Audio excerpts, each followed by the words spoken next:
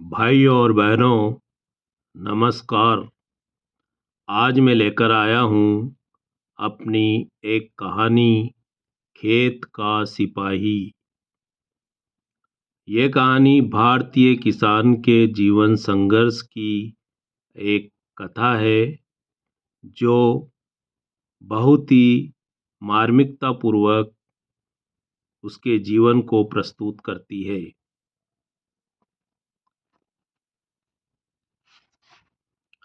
रात गहरा गई, ठंड बढ़ने के साथ साथ ठंडी हवाएं भी तेज हो गई। सर्दी के मारे गांव के गलियारों में चमक रहे बिजली के बल्ब भी कांपने लगे। कुत्ते बिल्लियां इधर उधर अपने अपने दड़बों में जा दुबके। चारों तरफ सन्नाटा छा गया। रोटी खाते ही कंवरलाल ठंड से कांपने लगा। वह चूल्हे के आगे आ बैठा और तापने लगा। रोटियां बन गई तो रामसुखी ने भगोने में दूध डालकर चाय चढ़ा दी। रोटी खाकर नन्हा सा बेटा भुआना गोदड़ी में घुस गया था और बड़ी बेटी परवंती आंगन में बर्तन मांजने लगी थी। चूल्हे पर से भगोनी उतारकर रामसुखी चाय कपों में छानने लगी। ठंड से ठिठुरती हुई बेटी को बर्तन मांजते हुए देखकर कंवरलाल का स्नेह उमड़ पड़ा। आ बेटी, चाय पी ले, दिन भर काम करते करते थक गई होगी तू। आप पीजिए बाबा, 2 4 बर्तन और हैं, मैं इन्हें भी मांज कर अभी आती हूँ। चाय पीकर कंवरलाल खड़ा हो गया। बाहर निकलकर उसने पौर में बंधे हुए बैलों को चारा पानी दिया। फिर अपने दुबले पतले बदन पर चादर लपेटते हुए वह बोला, पिछले 3 4 दिनों से लगातार शीतलहर चल रही है रामसुखी, जिसके कारण ठंड बहुत अधिक बढ़ गई है। हाँ देखो न, सर्र सर्र करती हुई कैसी ठंडी हवा चल रही है। खेत पर तो और अधिक ठंडी हवा लगेगी। आप अपना ख्याल रखना। मुझे मेरी चिंता नहीं है रामसुखी, मुझे तो अपने खेत में खड़े हुए धनिये की चिंता है।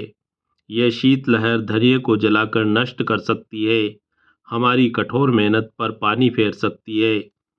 कंवरलाल ने पैरों में जूते पहने और कोने में खड़ी हुई लाठी को हाथ में उठा ली। तभी परवंती चूल्हे में से एक बीड़ी सुलगा लाई।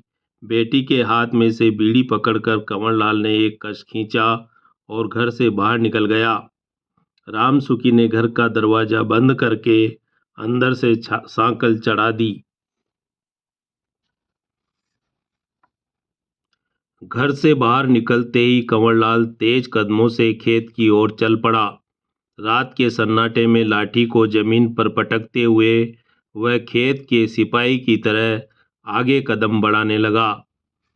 दिन भर वह बैलगाड़ी, हल व कुरी के साथ खेत पर हाड़ तोड़ मेहनत करता था और रात भर अपनी फसल को चोरों व जंगली जानवरों से बचाने के लिए खेत पर पहरा लगाता था।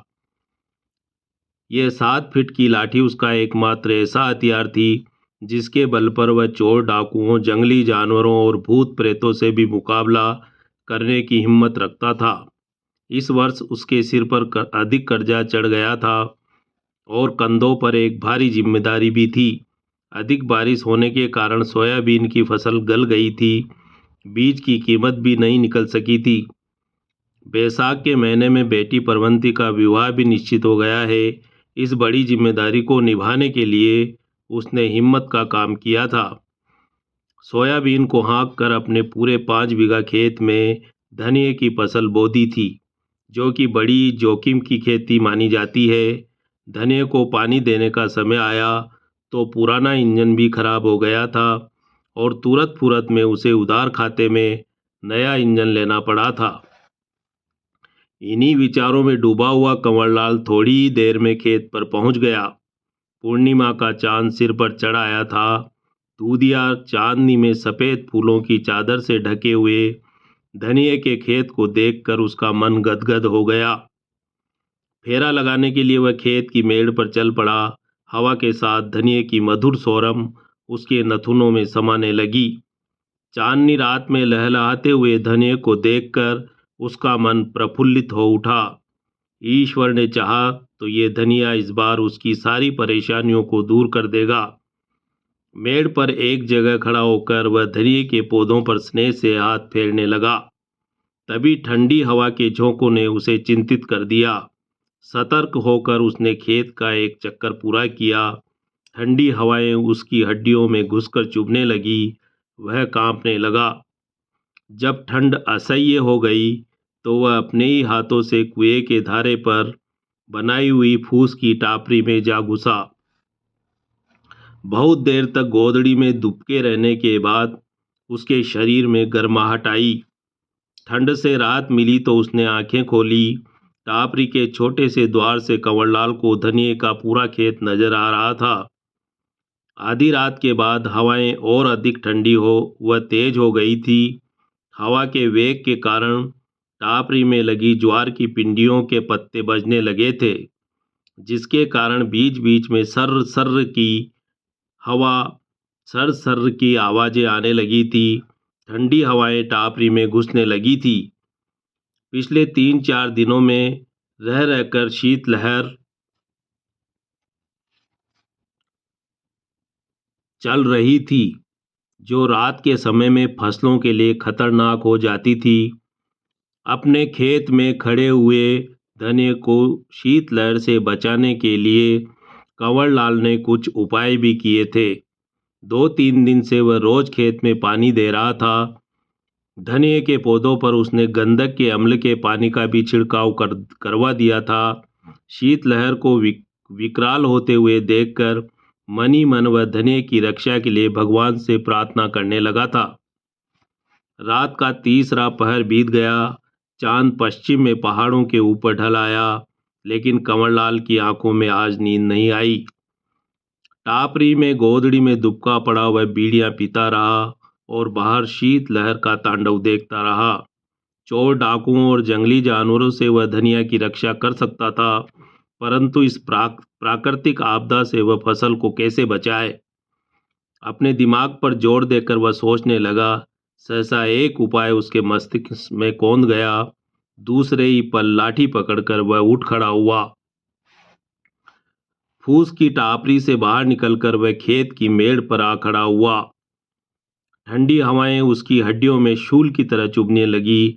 हवाओं की दिशा में लाठी उठाकर वह जोर से चीखा, हे पवन देवता, आप शांत हो जाइए या फिर मेरी लाठी का मुकाबला करने के लिए तैयार हो जाइए। और वह तेजी के साथ हवा में लाठी चलाने लगा। वह थककर चूर हो गया, परंतु हवाओं का वेग नहीं थमा। निढाल होकर कंवरलाल ने लाठी को एक तरफ पटक दिया। थोड़ी देर तक खेत की मेड़ पर बैठे रहने के बाद कंवरलाल के दिमाग में एक उपाय आ गया। वह फुर्ती के साथ उठा और इधर उधर से सूखी लकड़ियां व घास फूस लाकर मेड़ पर इकट्ठा करने लगा। थोड़ी ही देर में वहां ढेर लग गया। जेब में से उसने माचिस निकाली और घास फूस के ढेर में आग लगा दी। दूसरे ही क्षण आग की लपटें जल उठी और गर्म धुआं धनिये के पौधों पर फैलने लगा। कंवरलाल के ठिठुरते हुए शरीर में गर्मी आ गई तो उसने राहत की सांस ली। थोड़ी ही देर में आग की लपटें शांत हो गई। शीतलहर फिर असर दिखाने लगी। ठंड बर्दाश्त से बाहर होने लगी तो कंवरलाल फिर टापरी में आ गया। उसने गोदड़ी ओढ़कर आंखें मूंद ली। पक्षियों की चहचहाहट सुनकर अचानक कंवरलाल की नींद खुली। सवेरा हो गया था। बाहर उजाला फैल गया था। सर्द हवाओं की सरसराहट थम गई थी। गोदड़ी में से बाहर निकलकर वह खड़ा हो गया। फिर चादर बदन पर लपेटकर टापरी में से बाहर निकला और जैसे ही कंवरलाल की नजरें खेत पर पड़ी, उसका दिल धक से रह गया। धनिये के पौधे काले पड़ गए थे और उनके ऊपर खिले हुए सफेद रंग के फूल मुरझाकर लटक गए थे। शीतलहर ने धनिये की फसल को जलाकर नष्ट कर दिया था। उसकी 4 महीने की कठोर मेहनत पर पानी फिर गया था। मुरझाए हुए धनिये के पौधों को फटी हुई आंखों से देखते हुए धीरे धीरे वह आगे बढ़ा और खेत के बीच में आ खड़ा हुआ। निडाल होकर, निराश होकर वह वहीं बैठ गया। देखते ही देखते उसका मन भर आया और मरे हुए धनिये के पौधों को गले लगाकर वह फूट फूट कर रो पड़ा। तो भाइयों और बहनों, यह थी कहानी खेत का सिपाही। ऐसी ही एक और कहानी लेकर मैं शीघ्र ही फिर आपके बीच हाजिर होऊंगा। धन्यवाद।